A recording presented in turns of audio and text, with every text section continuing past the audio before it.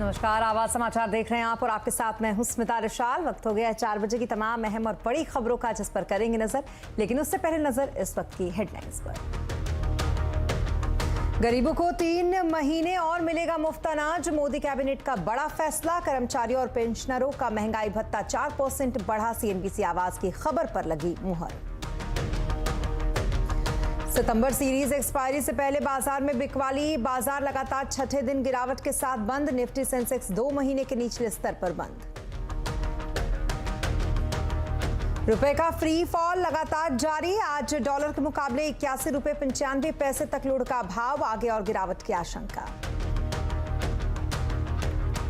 PFI और सहयोगी संगठनों पर केंद्र सरकार ने लगाया 5 साल का बैन, लेकिन विपक्ष ने पाबंदी पर उठाए सवाल। लालू, ओवैसी, कांग्रेस और समाजवादी पार्टी ने उठाए सवाल। लालू बोले RSS पर भी बैन लगाओ। टाटा टियागो ने लॉन्च की सबसे सस्ती EV। कीमत 9.25 लाख से 12 लाख तक। एक बार फुल चार्ज करने पर 315 किलोमीटर चलेगा। ऑस्ट्रेलिया से सीरीज जीतने के बाद बुलंद इरादों से मैदान में उतरेगी टीम इंडिया। साउथ अफ्रीका के साथ पहला T20 आज तिरुवनंतपुरम में।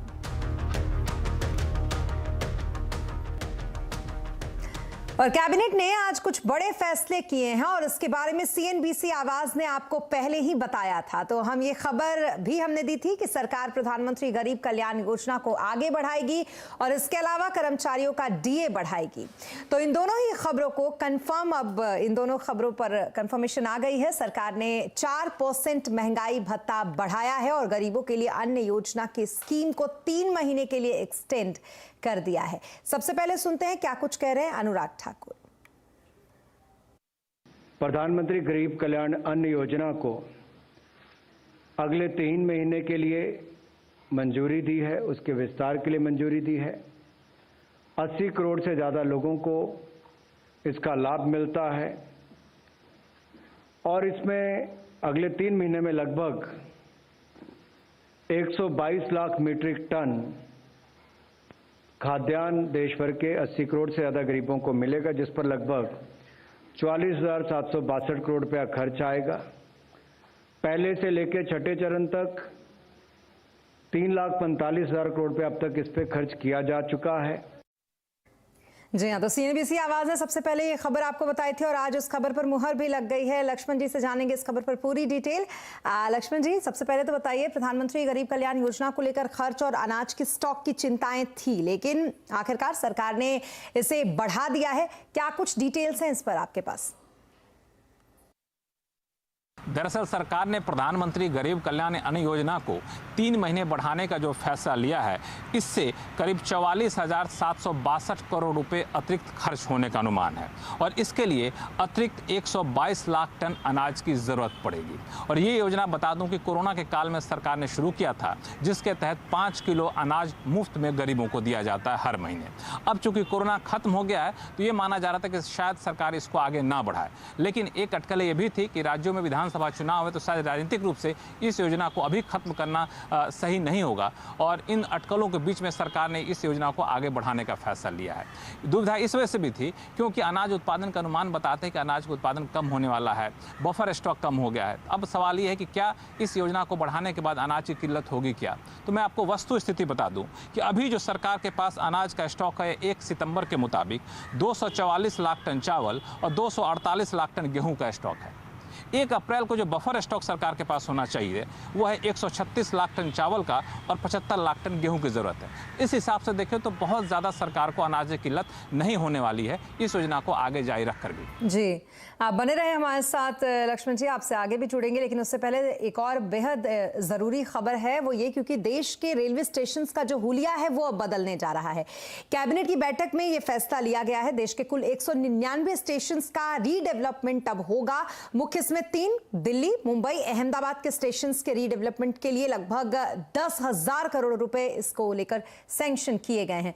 इस खबर पे भी ज्यादा डिटेल के लिए हमारे साथ लक्ष्मण जी हैं, लेकिन उससे पहले आज सुनवाते हैं क्या कुछ कहा गया। इंटेलिजेंट बिल्डिंग, एक सस्टेनेबल बिल्डिंग, एक ग्रीन बिल्डिंग और एक सिटी फ्रेंडली सिटी सेंटर बने, उस कल्पना के साथ स्टेशंस का डिजाइन हो। आप सबके सामने आज कैबिनेट में भी इसका फैसला लिया गया। टोटल देश के 199 स्टेशंस का रीडेवलपमेंट का काम चल रहा है, जिसमें बेसिकली 50 लाख से ऊपर जहां ट्रैफिक है, फुटफॉल है साल का, उन सब स्टेशंस को एक साथ लिया जा रहा है। और जैसे जैसे इसमें प्रोग्रेस होगी उसके नीचे 50 के बाद में 10 लाख से ऊपर वालों को भी नेक्स्ट फेज में लिया जाएगा।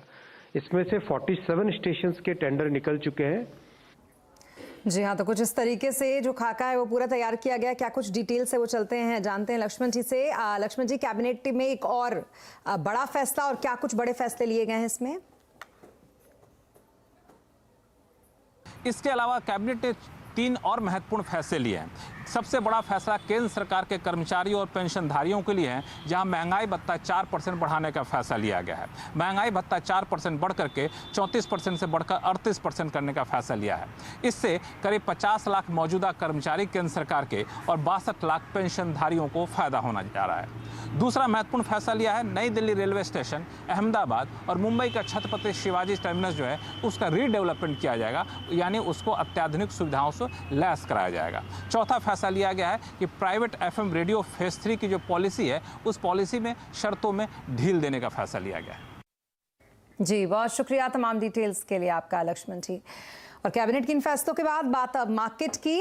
मार्केट सितंबर की सीरीज एक्सपायरी से पहले बाजार में बिकवाली देखी गई। बाजार लगातार छठे दिन गिरावट के साथ बंद हुआ। सेंसेक्स 509, निफ्टी 150 पॉइंट गिरा। आज मेटल, बैंकिंग, एनर्जी शेयरों में बिकवाली देखी गई और फार्मा, आईटी, ऑटो इंडेक्स बढ़त पर आज बंद हुए। बाजार का पूरा एक्शन समझते हैं सुमित से।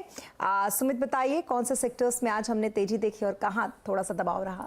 देखिए, 2 बड़े इवेंट अवेटेड हैं। पहले तो एमपीसी का आउटकम आने वाला है और साथ साथ एक्सपायरी भी है, तो दोनों से पहले भाग के मार्केट्स काफ़ी ज़्यादा वॉलेटाइल थे और एक उतार चढ़ाव का सेशन आज इंडेक्स में बनता हुआ दिखाई पड़ा। एक एक करके तमाम गेनर्स लूजर आपकी स्क्रीन पर आएंगे। सबसे पहले निफ्टी के कुछ बढ़ने वाले शेयरों में एशियन पेंट आज बढ़िया तेजी में था, 3.25% का उछाल।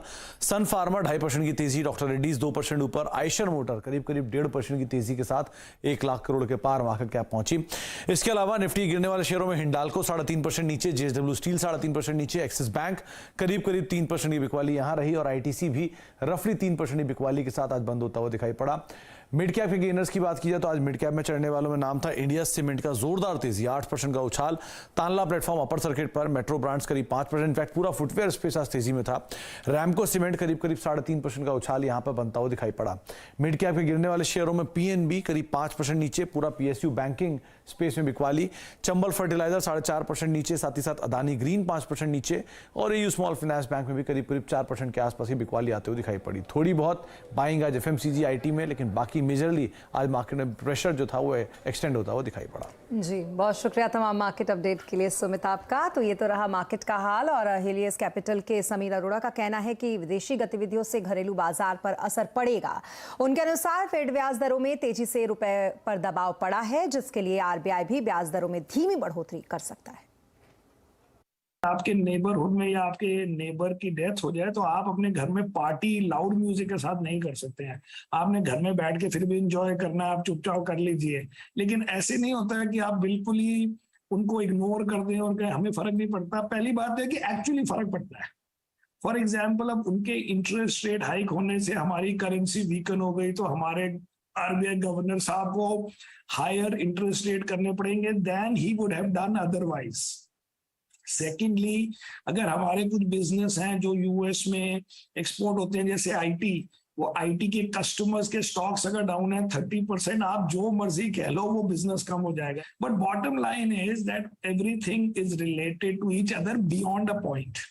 तो इसलिए आउट परफॉर्मेंस हमारी चल रही है, लेकिन for us to do really well, which I think will happen very soon in absolute, US market has to stop falling. And मुझे लगता है कि यूएस मार्केट 2 महीने में जितना गिरना है गिर जाएगी और नहीं गिरना तो नहीं गिरेगी। लेकिन ये सारा इवेंट्स इसी साल के हैं। जी हाँ, तो कुछ इस तरीके से इन्होंने कहा। लेकिन शुक्रवार को क्योंकि क्रेडिट पॉलिसी आने वाली है, माना यह जा रहा है कि इस बार भी आरबीआई ब्याज दरों में बढ़ोतरी कर सकता है। आरबीआई एमपीसी की 3 दिनों की बैठक आज से शुरू हो चुकी है और आज शाम 4:30 बजे होगी आवाज एमपीसी। तो जरूर देखिएगा आवाज समाचार। और केंद्र सरकार ने गैर कानूनी गतिविधियों के आरोप में पीएफआई यानी कि पॉपुलर फ्रंट ऑफ इंडिया और उसके सहयोगी संगठन पर 5 साल का बैन लगा दिया है। गृह मंत्रालय की तरफ से जारी नोटिफिकेशन में पीएफआई को गैर कानूनी संस्था घोषित कर दिया गया। इसका मतलब यह है कि अब पीएफआई किसी भी प्रकार की गतिविधि को अंजाम नहीं दे सकता है। वो ना कोई कार्यक्रम आयोजित कर सकता है, ना ही उसका कोई दफ्तर होगा। इसके अलावा पीएफआई कोई सदस्यता अभियान भी नहीं चला सकता और ना ही फंडिंग ले सकता है। केंद्र सरकार ने पीएफआई के खिलाफ ये कार्रवाई पिछले दिनों की सख्ती के बाद की है। अब तक के सबसे बड़े अभियान में पीएफआई के खिलाफ 2 बार देशव्यापी छापेमारी हो चुकी है और इन छापेमारियों में पीएफआई से संबंधित बड़े नेता गिरफ्तार किए गए हैं। केंद्र सरकार के एक्शन के बाद दिल्ली के शाहीन बाग समेत देश में कई हिस्सों में सुरक्षा फिलहाल बढ़ा दी गई है। तो वहीं पीएफआई पर प्रतिबंध के बाद इस पर सियासत भी काफी गर्मा गई है। बीजेपी ने इसका स्वागत किया। केंद्रीय गृह राज्य मंत्री अजय मिश्रा टेनी का कहना है कि पीएफआई के खिलाफ देश विरोधी गतिविधियों में शामिल होने के सबूत मिले थे, इसलिए सरकार ने इस पर एक्शन लिया है। ये एनआईए के द्वारा जांच हो रही थी और जिस तरह से एविडेंस मिलेंगे, ये मैंने कल ही कहा, उसी के अनुरूप ये कार्रवाई की गई है और आने वाले समय में भी जैसी सूचनाएं मिलेंगी उसके आधार पर हम कार्रवाई करेंगे। तो वहीं एआईएमआईएम के अध्यक्ष असदुद्दीन ओवैसी ने पीएफआई पर बैन का विरोध किया। उन्होंने कहा कि अपराध करने वाले कुछ लोगों के गलत काम का ये मतलब नहीं है कि उस संगठन को ही बैन कर दिया जाए। उन्होंने सवाल किया कि दक्षिणपंथी बहुसंख्यक संगठनों पर बैन क्यों नहीं लगता।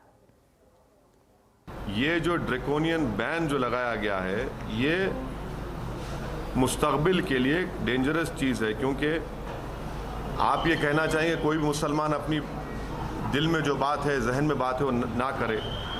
और जिस तरीके से हमारी इलेक्ट्रल जमहूरियत चल रही है वो फाशिज़म के करीब जा चुकी है। तो कोई भी नौजवान मुसलमान अपनी बात को रखेगा तो आप एक पैम्फलेट निकाल देंगे पीएफआई का और फिर वो जो काला कानून है यूएपीए का, उसको इस्तेमाल करेंगे। हमारा सरकार से पूछना ये है कि ख्वाजा अजमेरी रहमतुल्लाह अलैह की दरगाह पर जो बॉम्ब ब्लास्ट हुआ था, जिसमें मेरे कॉन्स्टिट्यूंसी का एक टोली चौकी हकीम पेट का रहने वाला उसकी मौत हुई थी, उसमें 2 लोगों को कन्विक्ट किया गया कोर्ट ने।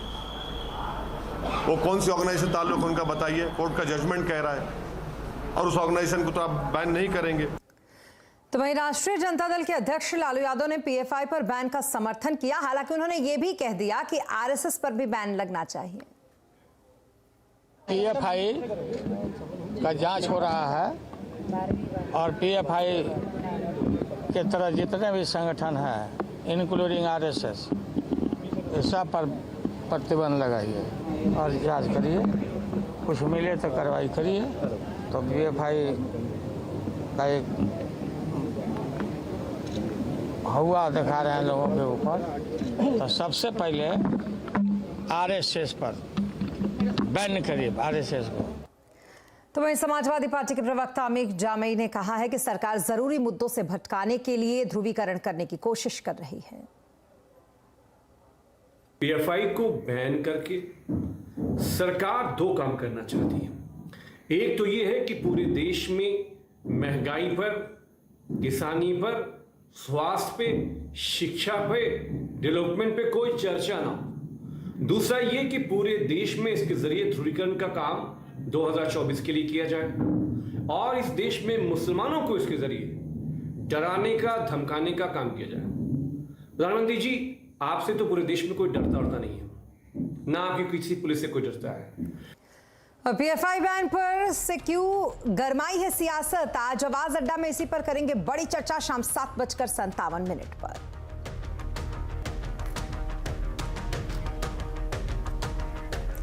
देश की सबसे सस्ती ईवी कार हुई लॉन्च। दिखाएंगे आपको पूरी तस्वीर, बताएंगे पूरी खबर ब्रेक के बाद।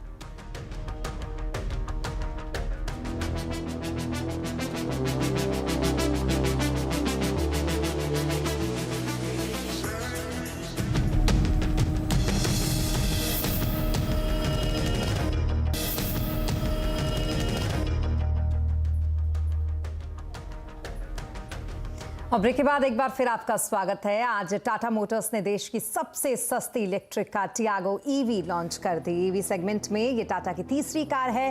कंपनी ने इसके 2 मॉडल उतारे हैं और पहले 10,000 कस्टमर्स के लिए इंट्रोडक्टरी प्राइस रखी है। 8.5 लाख से लेकर 11,80,000 के बीच। लोअर वेरिएंट में ये 19.2 केवी का बैटरी पैक है, जबकि दूसरे मॉडल में 24 किलोवाट का बैटरी पैक है। फुल चार्ज होने पर ये 315 किलोमीटर चल सकती है। इसमें चार्जिंग के लिए 4 तरह के ऑप्शंस हैं और 45 से ज्यादा कनेक्टेड फीचर्स हैं। इसकी बुकिंग 10 अक्टूबर से शुरू होगी और डिलीवरी मिलेगी नए साल यानी कि जनवरी में।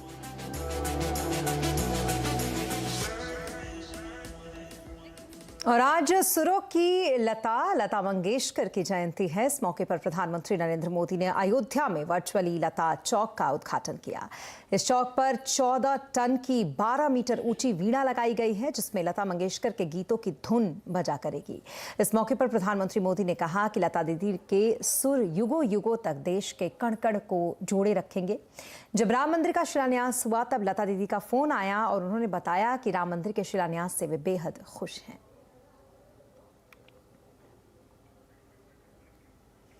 और अब बात T20 सीरीज की। आज से भारत और साउथ अफ्रीका के बीच एक दूसरे से भिड़ंत होगी। 3 मैचों की T20 सीरीज का पहला मैच आज शाम तिरुवनंतपुरम में खेला जाएगा। इसके अलावा Bharat south Africa 3 one day match भी खेलेंगे। ऑस्ट्रेलिया को सीरीज हारने के बाद टीम इंडिया के इरादे मजबूत हैं। फिलहाल इस सीरीज के लिए तेज गेंदबाज उमेश यादव, बल्लेबाज श्रेयस अय्यर और ऑलराउंडर शहबाज अहमद को टीम में लिया गया है। पीठ में चोट के चलते दीपक हुड्डा इस सीरीज से बाहर हो गए हैं। भुवनेश्वर कुमार और हार्दिक पांड्या को इस सीरीज के लिए अभी आराम दिया गया है। और इसी के साथ इस बुलेटिन में फिलहाल इतना ही, लेकिन खबरों पर लगातार अपडेट के लिए आप बने रहें CNBC आवाज के साथ। नमस्कार।